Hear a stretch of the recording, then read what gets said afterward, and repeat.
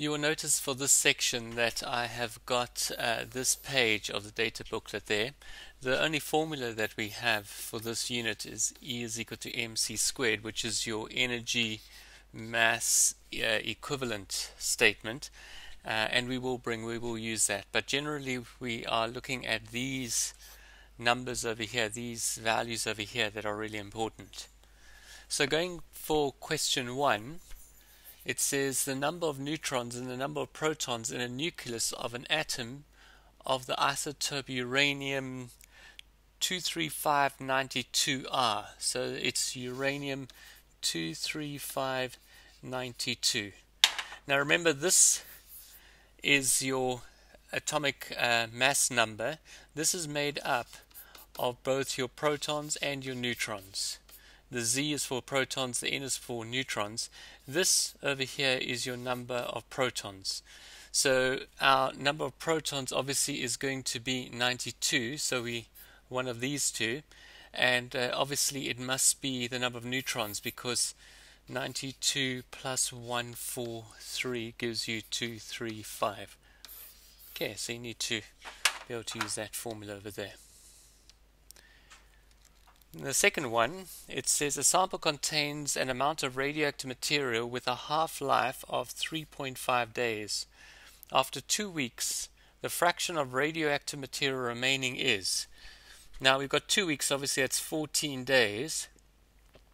So we're going to get 3.5 days, 3.5 days, 3.5 days, 3.5 days. That will give you a total of 14 days. So there's 4 half-lives. So if we start at 100%, this would be 50%, 25%, 12%, 12.5, and 6% around about. So 6 would be correct. So each one of these is 3.5 days. And that obviously adds up to a total of 14 days, 2 weeks. Next one, it says the rest mass of a proton is 938 MeV to the minus 2. The energy of the proton at rest is. So we've got 938 MeV to the minus 2 is the mass.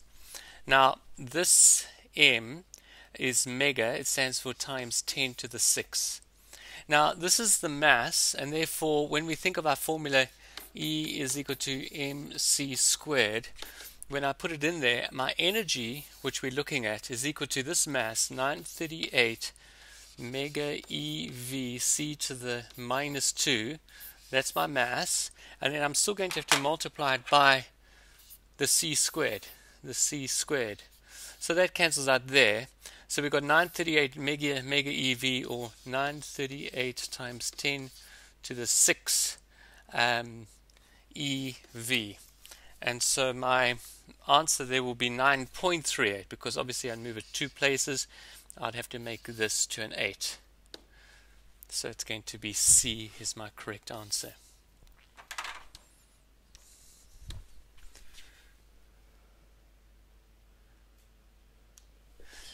For question 4, it says the Geiger-Marsden experiment, scattering of alpha particles, also called the Rutherford experiment, Rutherford gold foil experiment, provides evidence for, and that would be this over here.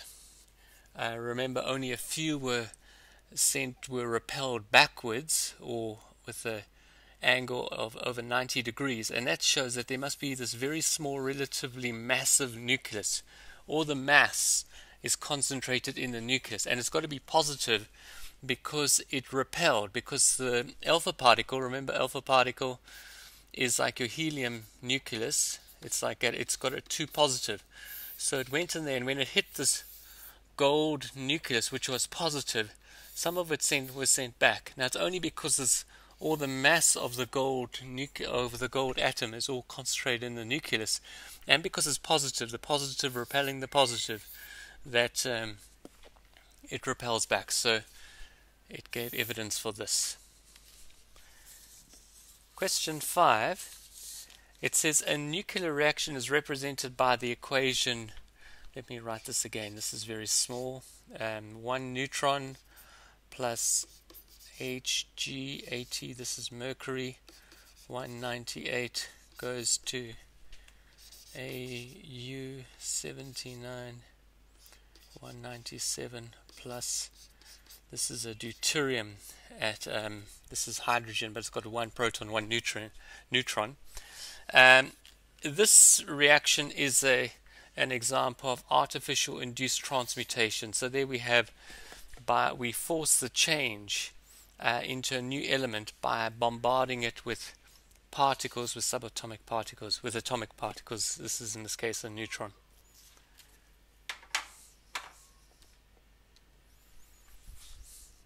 Just a point on there. Obviously, fission is when it gets split, and there you get when you have fission. So if you get a nucleus and you send a neutron into it, usually what happens is you get two smaller nuclei, but they are of relatively large size, and then plus some more neutrons, for instance. Okay, fusion is the joining up. Natural transmutation, this is a forced reaction in that the Hg, the mercury, is a stable nucleus.